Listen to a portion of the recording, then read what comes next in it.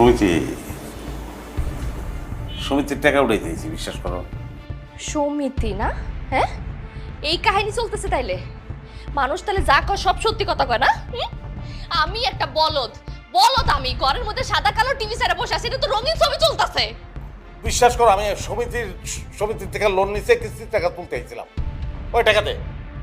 সৌমিতি না, সৌমিতি না পিরিতি, তুমি কি ভাবছো আমি ছোট বাচ্চা, আমি ফিটার খাই, আমি কিছু বুঝি না? হ্যাঁ, কোনটা আলগার কোনটা আসল মহাব্বত এটা আমি বুঝি।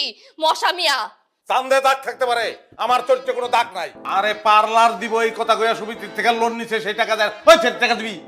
হ্যাঁ, টাকা দিবি কিনা ক, জ্ঞান নাম লেগে যেতেছে। পালার করে টাকা নিছে? হ্যাঁ, সমিতির থেকে টাকা নিছে।